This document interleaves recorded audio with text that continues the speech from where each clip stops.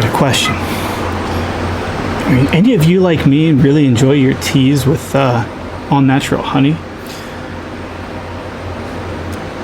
Do you not like having to buy the like Amazon honey dippers, which you never know where they're at or what kind of wood it is? Well, did you guys know I'm making myself with a block of wood just like this? This is actually the same size as a regular pen blank. It's what I use to make my honey dippers. You interested in seeing how it's done?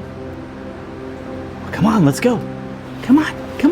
Lathe's right here. Let's do this. All right, so let me get last week's project out of here because I got too excited to start. We don't need that hunk of cherry. We want us some maple syrup maple. And yes, if you buy a honey dipper from me, it'll either be maple or cherry. They're both very porous grained woods, and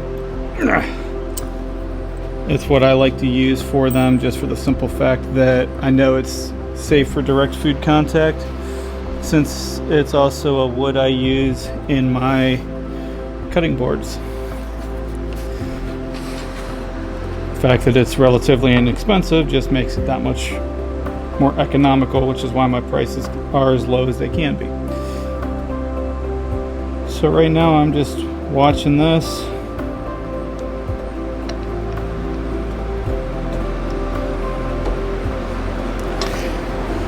And we're gonna lock that in there. Now, to rough it up.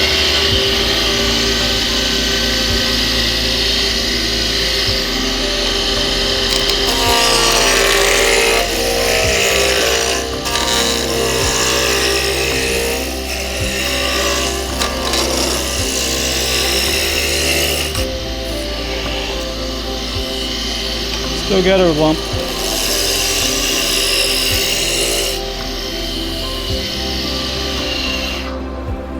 Alright.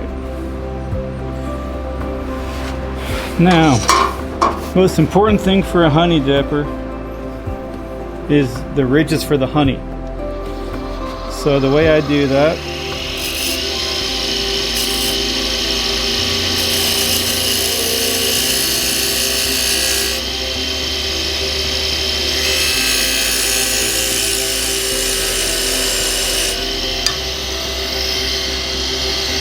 I'm going to try to zoom this in a little bit closer for you. You guys can enjoy the nice view of my bandsaw right there.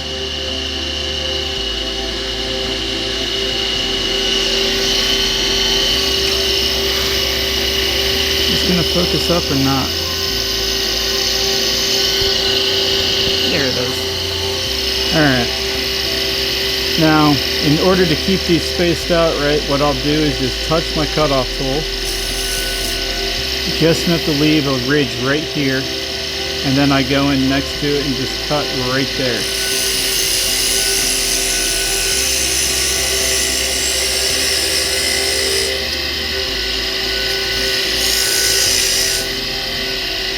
Then we'll touch the ridge, cut in again.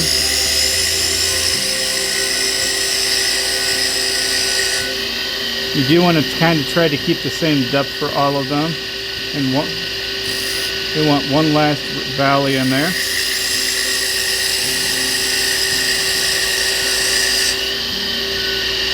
And we'll touch it one more time. Now with where that ridge is, sorry, I got two tools with the same handle. I'll take my number one, or my CI1 replaceable insert lathe tool. Before I do this, I want a little bit of a thinner ridge right there, so I'm going to use a 1/16 inch parting tool. Put just that little cut in there.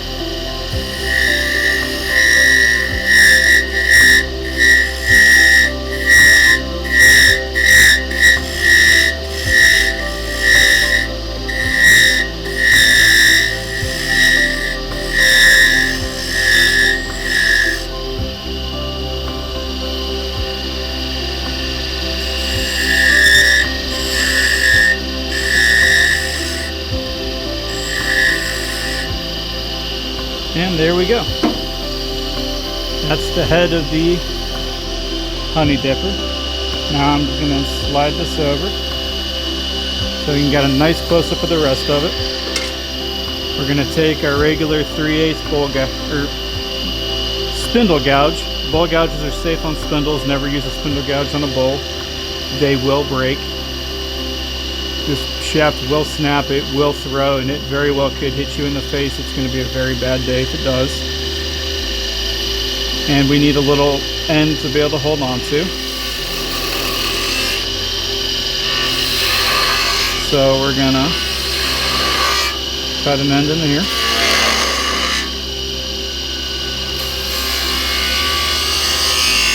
We're going to put a ball on this, finish the ball on this end.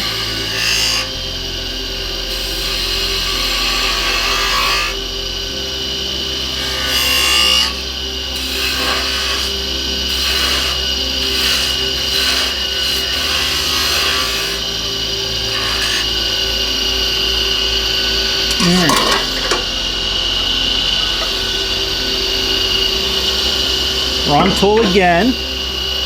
Now you can use a skew for this, which I might do just to mix it up a little bit.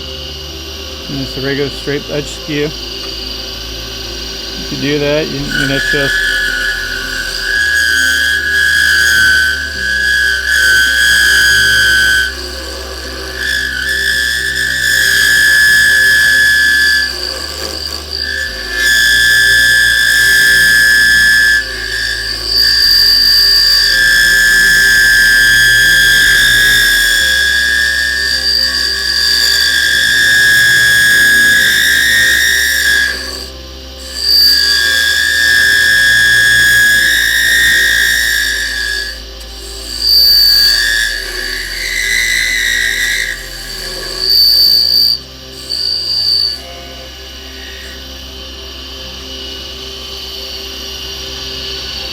if you know what you're doing with one, that's actually, I could sell that without sanding that part right there if I wanted to.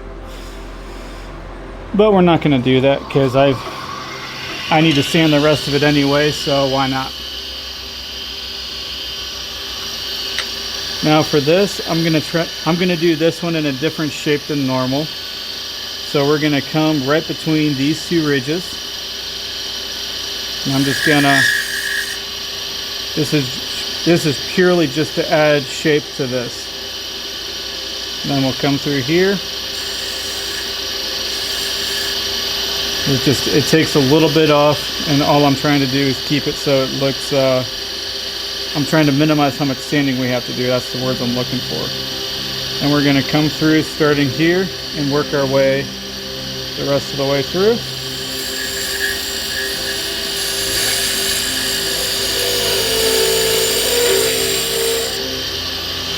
Alright. Now before we go any farther, I want to come in at a slight angle with my original cutoff tool. I need that deeper.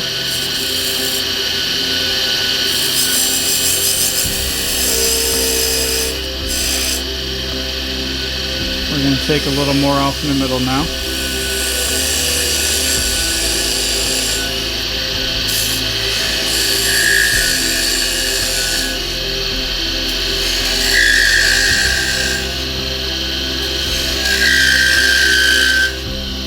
Alright. Quick aside, ordinarily you never want to do it. I just did and throw your parting tool back in there. But those were just a little too wide yet, so I wanted to thin them down a little bit. And there's no real wrong way to do this, but if you don't like the squealing I was getting, and I realized it after I'd started it, do this end and save this for last. It's still going to squeal when you do this, but it's not nowhere near as loud because you're not cutting off as much wood per pass. So now we're going to throw a little decoration on this because why not? I don't do it on all of them, and I don't charge anything extra for it because sometimes I like to dress them up a little bit. And I've had somebody tell me never do more than 2 lines. because it's almost impossible to get 3 spaced out identically, but that's almost perfect. It takes an extra second, and he's all about speed, and I just like stuff to look good. And now we're going to take our burning wire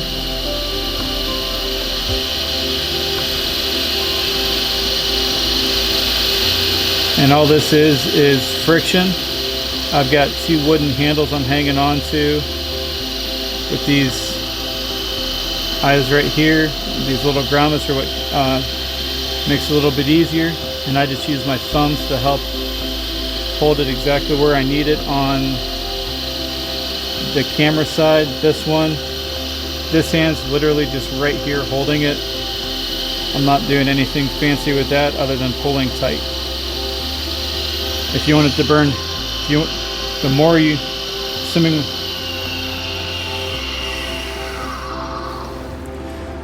you want it to burn quicker, assuming my thumb's a piece of wood, that's in focus. Let me back you guys up a little bit. Alright, so assuming my thumb's the piece of wood and this is the wire, that'll burn really fast because I'm almost completely covering the piece of wood. So it just depends on how fast you want it to go. And if you take it around the whole way like that to where I'm pulling almost 360 degrees around it, you're only in contact about 180 is the actual amount of contact you've got, 180 degrees on the on the shaft. The problem with that is you can actually cut into the wood when you're burning at super fast speeds, so I try to avoid that trick. But now we're going to jump into sanding here, which I've got all that right here. This one doesn't require 60 grit, normally they don't. I'll get this about 1500 RPM to sand.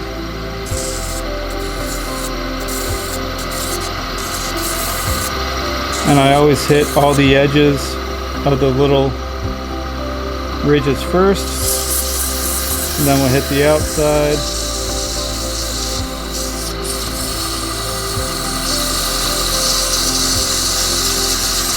And now we just work our way up and down a couple times with this. The only thing I'm not going to show you guys is how I saturate this with mineral oil. I use a bit more of an advanced technique where I'll actually put it in a vacuum chamber with the mineral oil, and it'll basically be completely submerged, or as submerged as I can keep it, because I'm not going to sit in there and weight it down because they do float. I'll pull a vacuum till I quit getting bubbles. When I put the air back in, it'll push the oil into it, and if it was floating, I'll do it 2 or 3 times. It takes about 15-20 minutes to do.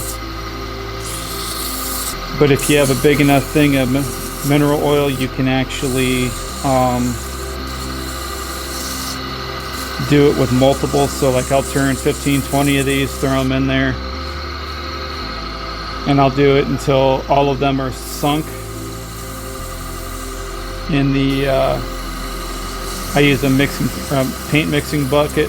It's brand new. It's the only thing I use it for is mineral oil. And don't forget, every couple passes, make sure you're hitting the ridges of your honey dipper. And after a certain point, you're also going to want to knock off most of this.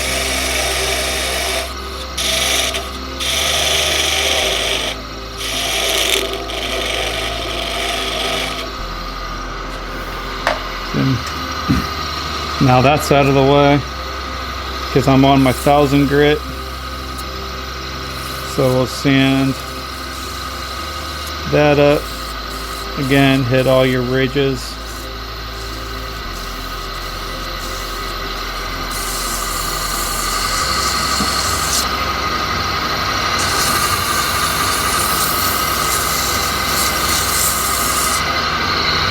For some reason, a couple of these blew away. Alright, well here's our 1000 grit, and I can't find my 2, but I see my 3000. Sometimes with the fan behind me, they'll blow around a little bit.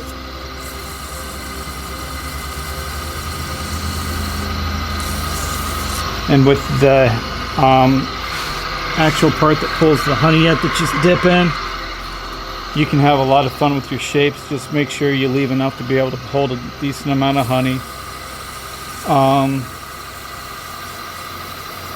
You know, when you're getting them handmade, I will say no two hold the same amount. Everybody likes a different amount in their hunt or in their tea. So as you figure out where you like it, I've had several people ask before. The easiest way to get the honey off here and keep it clean is as you put your honey in your tea. Actually, I'll show you guys in a minute once we get it cut off. I've got a clear glass jar over here that we'll pretend this is full of honey. If I had some mineral oil out here, which I might,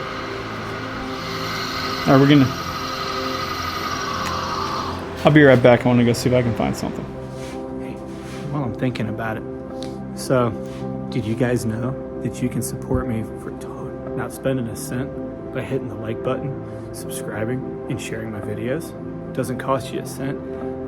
Helps the algorithm see me a whole lot more, and it's totally free for you. It just takes 3 clicks. Just wanted to throw that out there. Thanks. Bye. Alright, I'm not seeing mineral oil, and I don't use, I do have walnut oil out here, but I don't use that for these. So, this is just a 16th inch parting tool. In here I use an 1/8 inch. You can use any size you want though.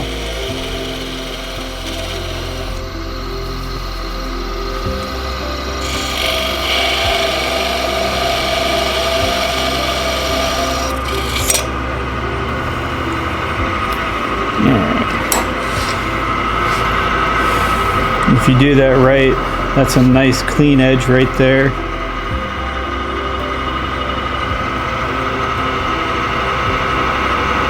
Kind of hard to see that, but I'll show you guys here in a minute. But I mean, it's completely smooth to the touch, and I just crushed this thumb at the time of recording a few days ago, so it's super sensitive to everything right now. I mean, I just showed it on the last video I recorded too. I got a gnarly bruise on it. Although it looks significantly better than it did yesterday, so, and it don't hurt nearly as much, so I'm happy for that. The hard part about cutting these off, I use my C number 7 detail replaceable carbide insert tool from Easy Wood Tools. Not a sponsor.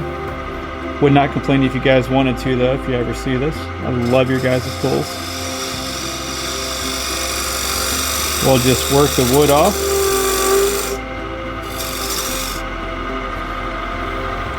And when you grab this, you want a real delicate touch.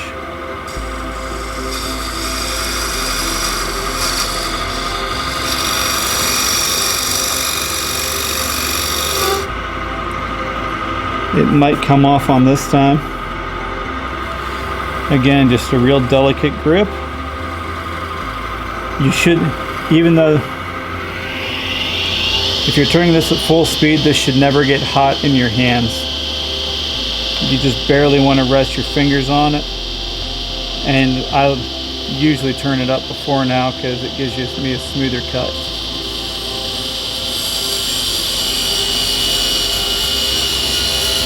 There we go. Just a light grip all the way around the whole thing. Again, it doesn't get hot to the touch, but when it throws off, it's right there in your hands. As soon as you feel it thrust, you just grab. Because it'll stop turning your hand instantly, and it doesn't go thrown and break, because I've broken more than a few of these with them flying across the shop. So with that, we'll cut to the next part. Alright, so the last step is to get that nub off it if it'll focus. There's a sharp little tip on there. So all I do is take this little bit of 2000 grit sandpaper, and you can either do it by hand, you can put it on something flat and just do circles. My finished sanding grit's 3000, but it's so fine you can't really tell the difference, and sometimes my 3000 grit pad will get a little gummed up, but the 2000 won't. You can also get a third of a sheet of 2000 grit sandpaper, which it's a different brand than this, which usually how I'll do this, and I'll go to a workbench and I'll have a TV show or something on, and I'll clamp it down on 2 sides or 3 sides if I can get to it, if I'm being honest, which I usually am. That's a joke, by the way. Until you get it just, you want to be able to run your finger over it so it's nice and smooth. See if this will focus. There it is. There's no sharp edge. You can tell it's not a perfect circle, but can't win them all. And then, yeah. And then, like I was talking about where we were making it,